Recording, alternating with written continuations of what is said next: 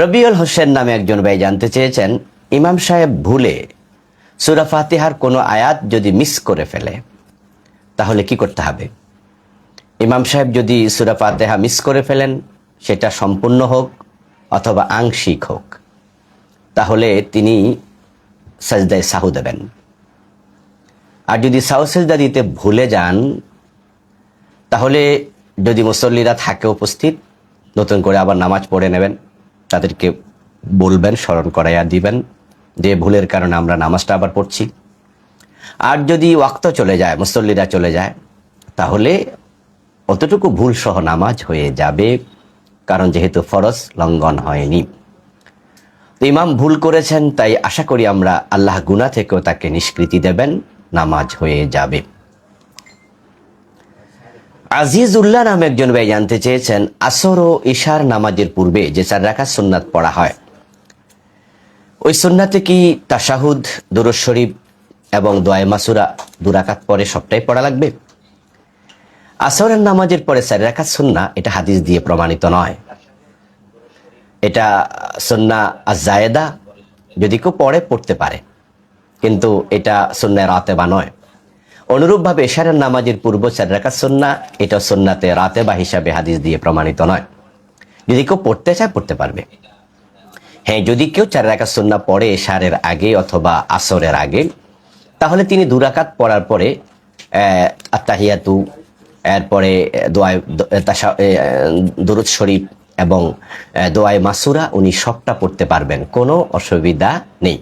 যদি তিনি শুধু তাশাহুদ পড়ে উঠে যান, এত নামাজ হয়ে যাবে, কারণ যেহেতু দুরূদ শরীফ পড়া সুন্নাহ, দোয়ায়ে মাসুরা পড়া মুস্তাহাব। এজন্য তিনি পুরা পড়লেও পারেন। তিনি যদি শুধু আবদুহু ও রাসূলহু পর্যন্ত পড়ে উঠে যান, তাহলেও কোনো অসুবিধা নামাজের হবে না। আব্দুস সালাম নামে একজন ভাই জানতে চেয়েছেন, স্ত্রী পর্দা মানতে চায় না, স্বামীর করণীয় কি? স্বামী কি স্ত্রীকে তালাক দিয়ে দেবে? না ভাই, এতটা সিরিয়াস হবেন না, এত এক্সট্রিম হওয়া যাবে না। ইসলাম এত এক্সট্রিম হতে আমাদের বলেনি। স্ত্রীকে আপনি নসিহা করুন, বুঝান, পর্দা করার জন্য তাকে বলুন, পর্দার ব্যাপারে তাকে কোরআন সুন্নাহর আলোকে আপনি উদ্ধৃতি তুলে ধরে নসিহা করুন। সে যে আলেমকে ভালোবাসে বা শ্রদ্ধা করে, তার আলোচনা শুনতে দিন। রাসূলুল্লাহ সাল্লাল্লাহু আলাইহি ওয়াসাল্লাম স্ত্রীদের জীবনী পড়তে বলুন, মহিয়সী নারীদের জীবনী পড়তে বলুন, তাকে নসিহা করতে থাকুন। যদি সে নসিহা শোনে, ইনশাআল্লাহ পরিবর্তন হয়ে যাবে। যদি সে আপনার নসিহা নাও শোনে, আপনি তালাক দেবেন না, কারণ আপনি নসিহা করার কারণে আল্লাহ কিয়ামতের দিন আপনাকে আর ধরবে না। আপনি বেখবর থাকলে আল্লাহ ধরবে, আপনি দায়ুস হয়ে যাবেন। কিন্তু আপনি যেহেতু, তবে সে চরিত্রহীনা যদি হয় সেটা ভিন্ন মাসালা। যেহেতু পর্দা তরক করলে কেউ চরিত্রহীনা হয়ে যাবে না, এই জন্য আপনি তাকে তালাক দেওয়ার কোনো প্রয়োজন নেই।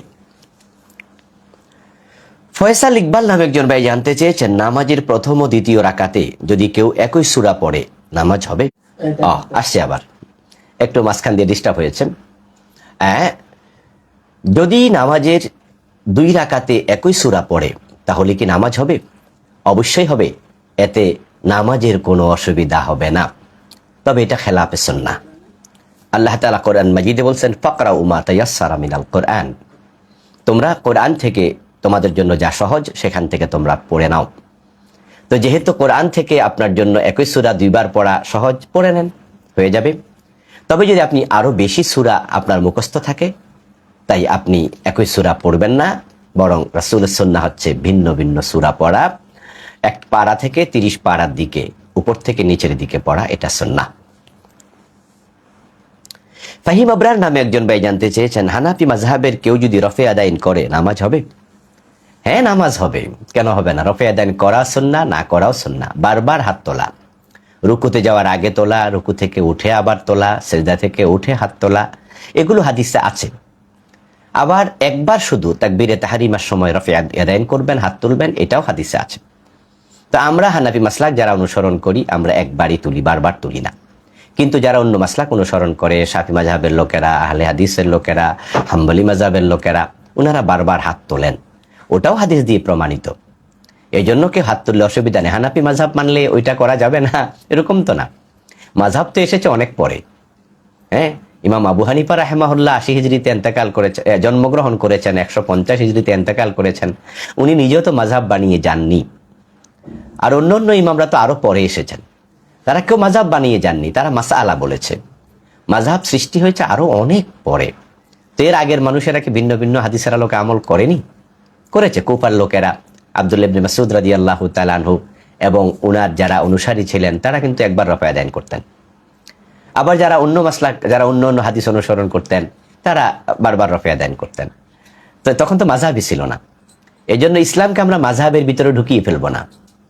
তবে হ্যাঁ, যারা ইলম কম আছে, শরীয়তের মাসাইলের ব্যাপারে, মাসআলার ব্যাপারে তারা গভীর জ্ঞান রাখে না, তারা একটি মাযহাব অনুসরণ করা নিরাপদ। মুক্তাদির মুঈন নামে একজন ভাই জানতে চেয়েছেন, গুনাহ থেকে বাঁচার জন্য বারবার চেষ্টা করি, কিন্তু এরপরও গুনাহ হয়ে যায়, করণীয় কি? বারবার চেষ্টা করুন, তওবা করুন। তওবাটা কবুল হলে ওই গুনাহটা আর হওয়ার কথা নয়। একই গুনাহ যখন বারবার হবে, তখন বোঝা যায় তওবা কবুল হয়নি। এই জন্য শক্ত করে তওবা করুন, তওবাতুন নাসুহা করুন, একনিষ্ঠ তওবা করুন। এরপরও কিন্তু একটা গুনাহ বারবার হয়ে গেছে, তাই তওবা করা বন্ধ করে দেবেন না। তওবা করতে থাকুন, গুনাহ মাপ চাইতে থাকুন। আল্লাহ তাআলা কোরআন মাজিদে বলছে, যারা ইস্তেগফার করতে থাকে তাদেরকে তিনি শাস্তি দেন না। এই জন্য গুনাহের পর ইস্তেগফার করুন, আল্লাহর কাছে ফিরে আসার চেষ্টা করুন। তওবায়ে নাসুহা করলে ইনশাআল্লাহ বারবার একই গুনাহ সংঘটিত হবে না। মুক্তাদির মুঈন ভাই আরো জানতে চেয়েছেন, কোনটা সগীরা গুনাহ, কোনটা কবিরা গুনাহ বুঝবো কিভাবে? জি ভাই, এগুলো আপেক্ষিক বিষয়।